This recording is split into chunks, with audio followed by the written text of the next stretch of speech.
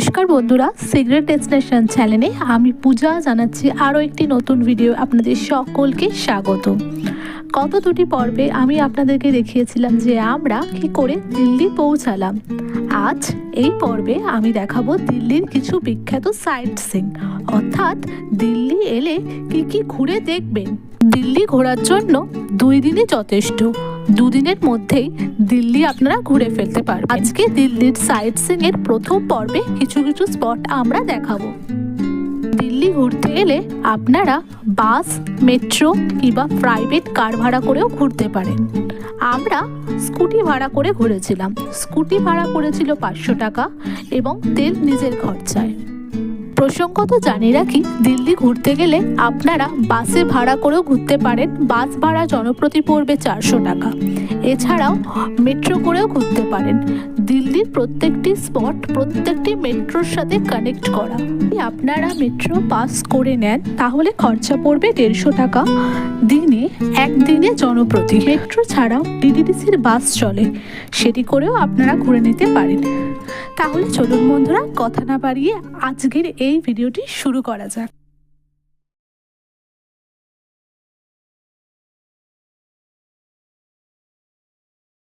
বন্ধুরা, দাঁড়িয়ে আছে এখন লালকেল্লার সামনে। দিল্লির সবথেকে আকর্ষণের মধ্যে লালকেল্লা হচ্ছে অন্যতম।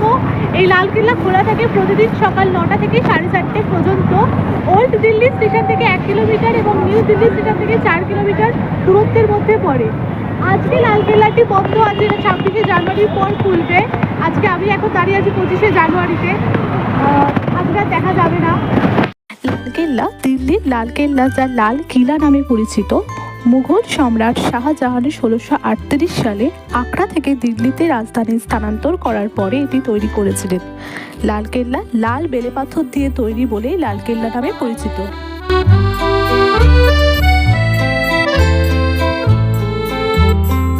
আপনারা এই লালকেল্লার অপোজিটে দিগম্বর জৈন মন্দির, এটাও দর্শন করে নেবেন। হ্যাঁ, এই মন্দিরটা ঠিক লালকেল্লার উল্টো দিকে। এইদিকে হচ্ছে লালকেল্লা, এই লালকেল্লা দেখা যাচ্ছে। এই লালকেল্লার পাশে এই দিগম্বর জৈন মন্দির, এটাও দর্শন করবেন। তো চলুন আস্তে আস্তে মন্দিরের ভেতর যাওয়া যাক। দাঁড়িয়ে আছি জামা মসজিদের সামনে, যেটি লালকেল্লা থেকে মাত্র 700 মিটার দূরত্বে অবস্থিত। হ্যাঁ, জামা মসজিদ সবসময়ই খোলা থাকে। এই জামা মসজিদের এই গেটের সামনে এসে গেছি, এবার আস্তে আস্তে ভেতরে ঢুকবো। তো চলুন বন্ধুরা, দিল্লির আরেকটি ঘোরার স্পট হচ্ছে এই যন্তর মন্তর। আমি এখন দাঁড়িয়ে আছি এই যন্তর মন্তরের সামনে। এটা আমরা ঘুরবো। এখানে আপনার টিকিট কাউন্টার পেয়ে যাবেন। এই সামনে টিকিট কাউন্টার, এই যে এই বাঁ পাশে আপনাদের টিকিট কাউন্টার, এটা হচ্ছে অফলাইনের প্রসেস টিকিট কাউন্টার। আর এই ডান পাশে স্ক্যানার আছে, এটা আপনার অনলাইন প্রসেস। এই দেখুন, এই স্ক্যান করেও আপনারা টিকিট কাটতে পারেন। আর এখানে টিকিট মূল্য হচ্ছে আপনাদের ক্যাশলেসে হলে 20 টাকা আর ক্যাশ পেমেন্টে 25 টাকা। মানে অফলাইনে কাটলে 25 টাকা আর অনলাইনে কাটলে 20 টাকা। এই হচ্ছে টিকিট কাউন্টার। আর ফরেনারদের জন্য 250 টাকা। এই হচ্ছে যন্তর মন্তরের কিছুটা জায়গা। প্রথমে ঢুকেই দুপাশে বাগান। দিল্লির যন্তর মন্তর 1724 সালে জয়পুরের মহারাজা দ্বিতীয় জয়সিং নির্মিত একটি ঐতিহাসিক জ্যোতির্বিদ্যা মান মন্দির। এটি মূলত মহাজাগতিক বস্তুর গতিবিধি পরিমাপের জন্য তৈরি করা হয়। ভারতের 5টি যন্তর মন্তরের মধ্যে একটি হচ্ছে দিল্লির এই যন্তর মন্তর।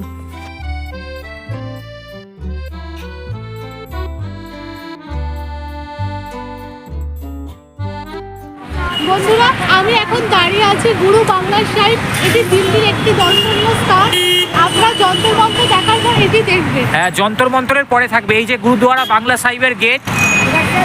এই গেট আছে, এইখানে সাইনবোর্ড আছে, গেট নম্বর 3 থেকে ঢুকতে হবে। ঠিক আছে, আমরা এবার আস্তে আস্তে ভেতরে ঢুকবো। গেট নম্বর 3 থেকে আস্তে আস্তে প্রবেশ করলাম। এবার আমরা গুরুদুয়ারার দিকে যাব। বন্ধুরা, এবার আমরা গুরুদুয়ারার ভেতরে ঢুকবো। হ্যাঁ, এখানে আপনারা জুতো খোলার জায়গা পেয়ে যাবেন। হ্যাঁ, এই যে গুরুদুয়ারের মেন গেটটা, এই মেন গেটের এবারে ভেতরে আস্তে আস্তে করে ঢুকবো। ঠিক আছে, তো আমরা সবার আগে জুতোটা খুলে রাখি। আপনারা ফ্রিতে জুতো রাখতে পারবেন। এছাড়া যদি আরো কোনো জিনিসপত্র থাকে তাহলে লক রুমের ব্যবস্থা রয়েছে। দিল্লির কনট প্লেসের কাছে অবস্থিত গুরুদ্বারা বাংলা সাহেব শিখ সম্প্রদায়ের অন্যতম প্রধান ও পবিত্র তীর্থস্থান। অষ্টম শিখ গুরু হরকৃষ্ণের স্মৃতির উদ্দেশ্যে উৎসর্গিত এই ঐতিহাসিক স্থানটি 1713 সালে রাজা জয় সিং এর বাংলোর ওপর নির্মিত হয়।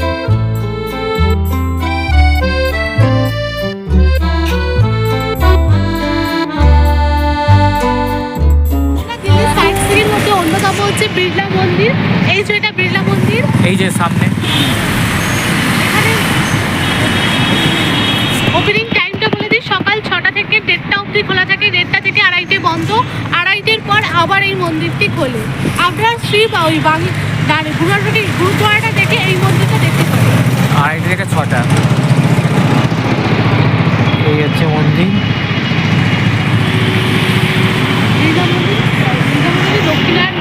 হ্যাঁ, লক্ষ্মী বিড়লা মন্দির। এখানে আমরা ফ্রিতে জুতো রাখতে পারি, ফ্রিতে জুতো আর মোবাইল বাইরে কাউন্টারে জমা করতে হবে, কোনো চার্জ লাগবে না।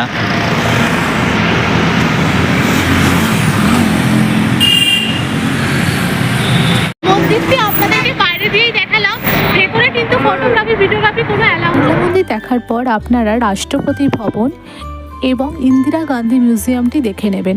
রাষ্ট্রপতি ভবনে কিন্তু কোনো রকমভাবে ঢুকতে পারবেন না, বাইরে থেকেই দেখতে হবে, ভেতরে ফটোগ্রাফি অ্যালাউ নয়। ইন্দিরা গান্ধী মিউজিয়াম তখন বন্ধ ছিল, তাই আমরা সেটি দেখতে পাই।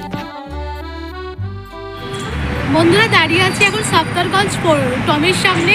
দিল্লির সাইট সিনের মধ্যে এটিও একটি পরে, এটিও অবশ্যই আপনারা দেখবেন। এই সাফদারজং টং পিছনে আস্তে আস্তে ভেতরে যাই, ভেতরে গিয়ে এবার ইয়েটা করি। আপনারা এটা অনলাইনেও টিকিট কাটতে পারেন আর অফলাইনেও টিকিট কাটতে পারেন। ওই অফলাইনের কাউন্টার আর এটা অনলাইনের কাউন্টার। টম থেকে ওখান থেকে ঢুকলাম, আর ঢুকে কিছুটা এইরকম, তো চলুন আস্তে আস্তে ভেতরে যাই। ওই বাইরেটা হচ্ছে এইরকম।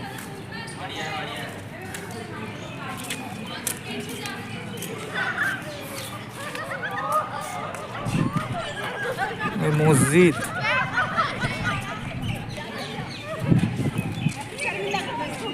বন্ধুরা এটা হলো সাফদারগঞ্জ টপ, এখানে এন্ট্রি ফি। এই হচ্ছে সাফদারজং টম। এখানে এন্ট্রি ফি হচ্ছে পার পার্সন 25 টাকা, অফলাইনে অনলাইনে 20 টাকা করে।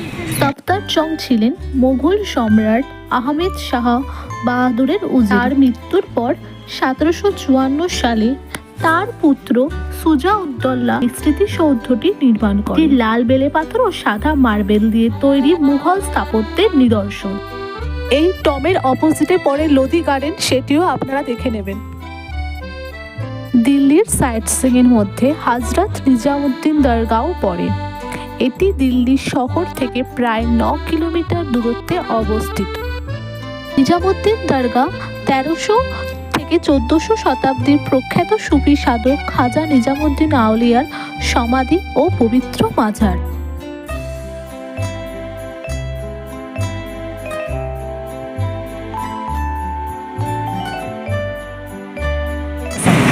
বন্ধুরা দিল্লি সাইট সিনের মধ্যে সব থেকে অন্যতম যে ইন্ডিয়া গেট, হ্যাঁ, দেখা যাচ্ছে দিল্লির শান। এই 26শে জানুয়ারির জন্য বন্ধ আছে। আর এটা হচ্ছে ইন্ডিয়া গেট, আর এই 26শে জানুয়ারি সাজিয়েছে। ওইদিকে হচ্ছে রাষ্ট্রপতি ভবন, ওইদিকে রাষ্ট্রপতি ভবন, আর রাষ্ট্রপতি ভবন থেকে এই পুরো ইন্ডিয়া গেট পর্যন্ত আসবে। বন্ধুরা ভিডিওটি আমি এখানেই আজকে শেষ করলাম। এর পরবর্তী পর্বে দিল্লির আরও কিছু বিখ্যাত সাইট সিন নিয়ে আসবো। দেখা হবে খুব শীঘ্রই। ভালো থাকবেন, টাটা।